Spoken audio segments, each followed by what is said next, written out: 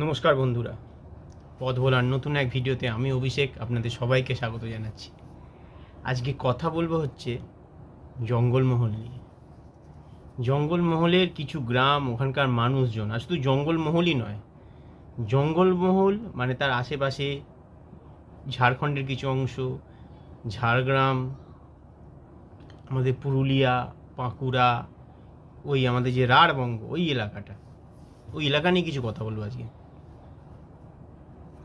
Recently আমাদের ফ্যাক্টরিতে, যে ফ্যাক্টরিতে আমি মানে যে ফ্যাক্টরি ম্যানেজার ছিলাম আমি, তো সেখানে একটা মাঝখানে সিকিউরিটি গার্ড এসেছিল। তার নাম হচ্ছে বীরেন হাঁসদা। তো তার মাইনে ছিল ওই 10,000-এর মতো, 10,000 স্যালারি পেতো। থাকতো বেল পাহাড়ির মানে সেই জঙ্গলমহলের প্রত্যন্ত গ্রামে, মানে যেসব এলাকা একটা সময় মাওবাদী অধ্যুষিত ছিল বা হয়তো ছিল না, প্রত্যন্ত গ্রাম,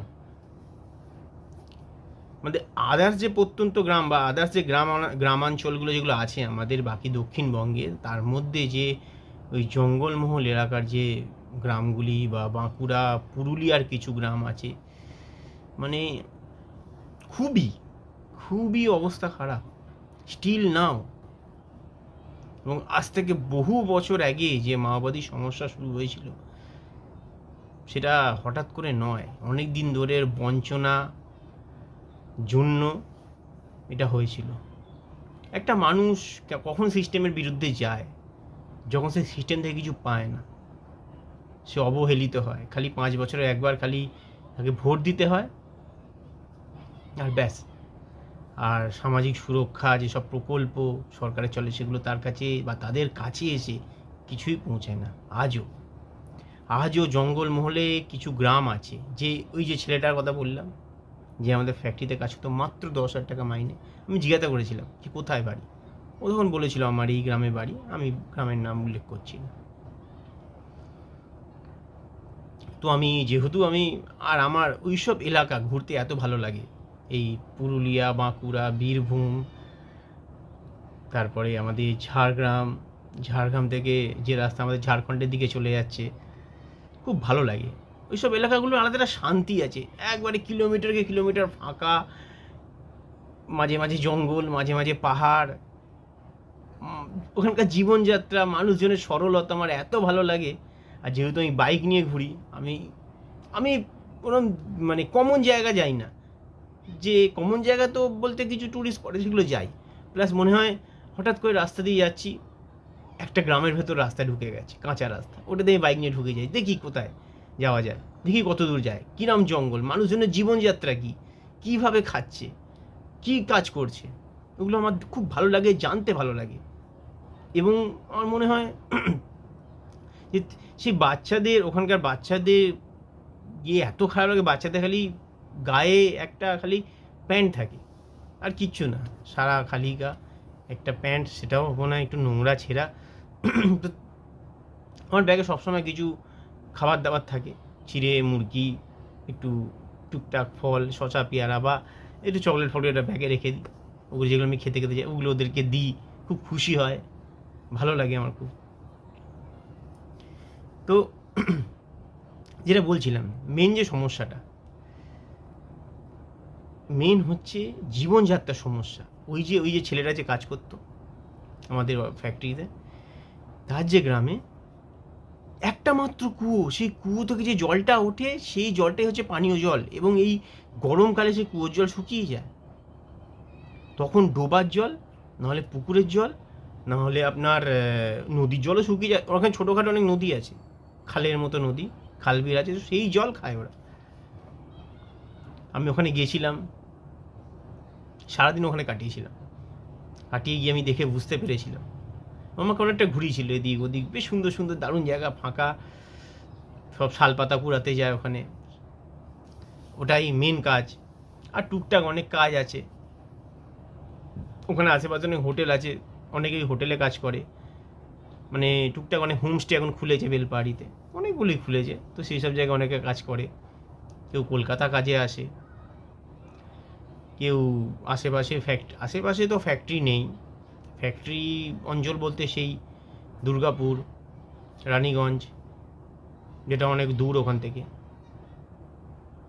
আর না হলে ওদিকে একটা টুকটাক ফ্যাক্টরি আছে, ঝাড়গ্রামে ঢুকতে একটা ফ্যাক্টরি পড়ে দেখবেন, রশ্মি রশ্মি ইস্পাত। ওইখানে যে কিছু লোক লোকাল লোক কাজ করে, খুব লোকাল, বেশি কাজ করে না, কারণ তাদের সেরকম এডুকেশন নেই, কিছু নেই, স্বাস্থ্য ব্যবস্থা নেই, ওখানে বড় কোনো হসপিটাল নেই, কিচ্ছু নেই। এই 15 বছর তো সেরকম কিছুই ওখানে হয়নি। নতুন সরকার এসছে, তো নতুন সরকারকে বলবো যে ওদের জঙ্গল মহলের লোককে একটু দেখতে, ওখানকার গ্রামের লোককে এখনও দেখতে। পিএম আবাস যোজনায় কোনো বাড়িঘরদর নেই ওখানে। একটা মজার গল্প বলি, আমরা পুরুলিয়ায় যেখানে দোলের সময় যাই, প্রথমে পুরুলিয়া যেখানে থাকি বাঘমুন্ডিতে, সেখানে যার হোটেলে থাকি সে নেয় পার হেড 100 টাকা করে, পার হেড 100 টাকা। দোলের সময় যেখানে কিচ্ছু পাওয়া যায় না, কাকার কাছে ঘর আছে, পার হেড 100 টাকা, দুজন থাকলে 200 টাকা মাত্র। এবার কি, সে ওই যে বাড়িটা বানিয়েছে, সে প্রধানমন্ত্রী আবাস যোজনায় বানিয়েছে, কিন্তু প্রধানমন্ত্রী আবাস যোজনায় টাকা নিয়ে তাকে নাম পাল্টাতে হয়েছে, তাকে বাংলার বাড়ি বাইরে লিখতে হয়েছে। প্রধানমন্ত্রী আবাস যোজনা লেখা যাবে না, বাংলার বাড়ি লিখতে, মানে টাকা দিয়েছে সেন্ট্রাল, লিখতে হবে রাজ্য সরকারের। সে ওইটা করে সে ওটাকে হোটেল বানিয়ে দিয়েছে, সে পাকা বাড়ি করে, পাকা বাড়ি, ঠিক আছে, সেটা অসুবিধা নেই, হোটেল মানে হোমস্টের মতো। আর পুরুলিয়াতে কেউ সারা বছর যায় না, এখন তো লোকে যাচ্ছে, গরমকালে তো যাওয়াই যায় না, এই বর্ষাকালে যাবে, শীতকাল আর দোলের সময় পলাশ ফুটবে যখন। এই পুরুলিয়া, বাঁকুড়া, আবার এই জঙ্গলমহলী এলাকাগুলো মানুষের জীবনযাত্রার মান খুবই অনুন্নত। আমি যখন পুরুলিয়া বেগুনকোদর বাজারে বাজার করছি, ওখানে 28 টাকার উপরে কোনো চাল নেই, মোটা চাল 28 টাকা হায়েস্ট, তার উপরে চাল, যে দোকানে চাল কিনছিলাম বেগুনকোদর বাজার, কিন্তু বেগুনকোদরে না, বেগুনকোদর বাজারটা হচ্ছে জাস্ট অযোধ্যা পাহাড়ের পাশেই হচ্ছে মানে পাহাড় শেষ হচ্ছে, তার পাশেই হচ্ছে বাজার। তো ওখানে যখন বাজার করছিলাম, ওখানে হায়েস্ট চালের দাম 28 টাকা তখন, এখন জানি না কী হয়েছে, আজ থেকে 3-4 বছর আগের কথা বলছি। তখন আমাদের এখানে 50 টাকা, 60 টাকা, 70 টাকা, 80 টাকা চালের দাম, বিভিন্ন রকম চাল, যে যেরকম চাল খায়। আমাদের ওখানে 20-30 টাকা চাল আছে, এখন হয়তো নেই। তো ওখানে জীবনযাত্রার মান, মানে জীবনযাত্রার যে কী বলো, অর্থনৈতিক পরিবেশটা, তাদের ওইটুকুনি অর্থনৈতিক পরিবেশ।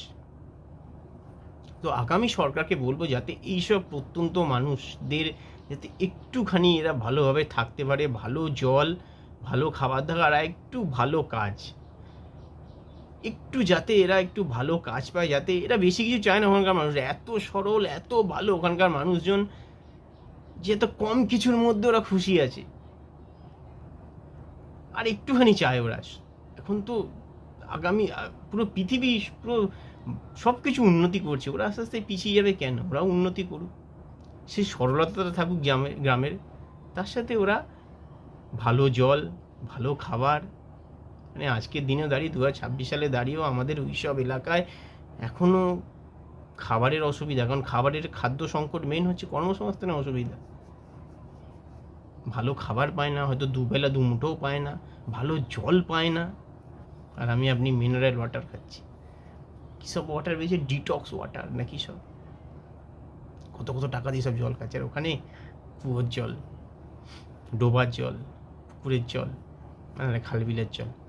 রাস্তাঘাট নেই, জানেন 2 কিলোমিটার, এমন রাস্তা যে 2 কিলোমিটার সাইকেল বাইকও যেতে পারবে না, রাস্তার এমন অবস্থা। হেঁটে 2 কিলোমিটার গিয়ে তারপরে একটা কাঁচা রাস্তা আছে, সেখান থেকে বাইক সাইকেল যেতে। আর বর্ষাকালে তো পুরো অবস্থা খারাপ হয়ে যায়, বর্ষাকালে পুরো কাদা টাদা হয়ে একবারে অবস্থা খারাপ ওই সব এলাকাগুলো। কিন্তু তাও আনন্দে আছে ওখানকার মানুষ। ওরা এক সময় যে মাওবাদী যারা হয়েছিল, বা মাওবাদী যে উপদ্রব ছিল, দাদু সিস্টেমের বিরুদ্ধে কী করবে, সিস্টেমের উপর বিতশদ্র হয়ে সিস্টেমের বিরুদ্ধে গেছে, আর কোনো রাস্তা পায়নি তারা। কিন্তু আবার যাতে না তাদের সমস্যা হয়, এমনি ওদের কত আন্দোলন চলছে, কত রকমের, মাঝে মাঝে তুমি রেল অবরোধ হয়।